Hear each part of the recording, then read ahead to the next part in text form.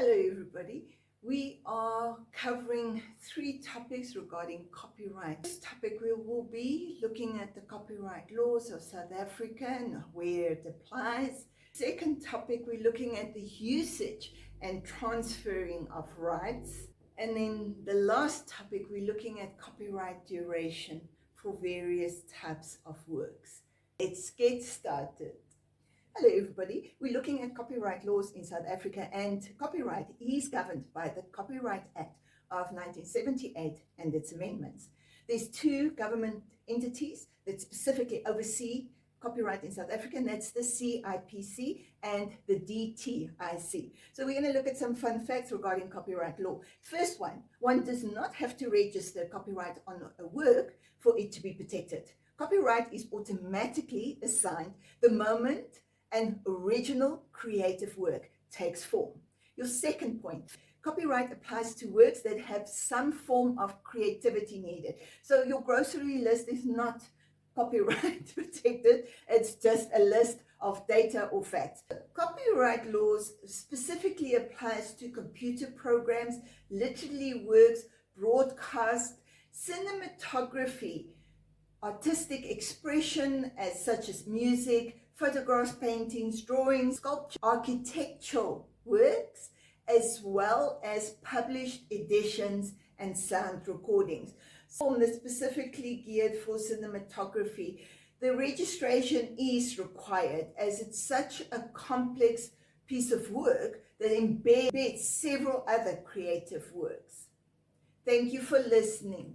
Hello everybody, we're looking at the usage and transfer of rights. So infringement of copyright can take place when a party copies, uses, sells, rent out, imports, disposes of, stores and make available copyright protected works in a manner that has not been authorized by the copyright holder. One can get usage and selling rights on work through a license agreement. It's important to note that such rights can range from being a master, reseller, or mere usage rights. Royalties are paid to the copyright holder for such usage. Let's look at the transfer of copyright. A property, and the property then gets transferred over to you. So it's the same kind of process when you're dealing with copyright. So it can be transferred first through assignment, testamentary disposition, or the operation of the law. So copyright can also be licensed to a licensee for royalties. It's important to note that an assignment and an exclusive license, they can use it, and that includes the author from using their creation. But when you have a transfer of copyright, please ensure that it's in writing and signed, considered valid. A non-exclusive license, that means it's open to everybody, maybe in writing or orally or inferred from the conduct of certain parties. Thank you for listening. Hi everybody, let's look at copyright and the duration of it.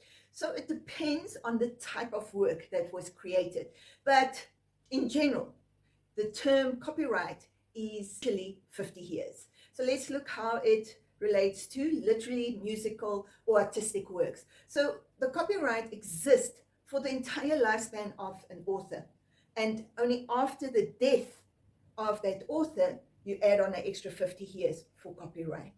Now, it can also be calculated 50 years from the date of first publication, or 50 years from performance in public, or 50 years from offering for sale of records for the broadcasting thereof.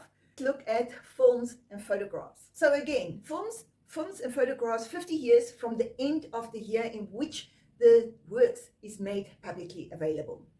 Then we're looking at sound recordings. The same principle applies. 50 years from the end of the year in which the recording was published. Same for broadcasting. Years from the end of the year of which that broadcast first took place. And then the program carrying signals. Again, same thing. 50 years from the end of the year in which the signal are emitted to a satellite. And then your last one, the publishing edition. Publishing editions is 50 years from the end of the year in which the edition was published. Hope that makes things clearer. Thank you for listening.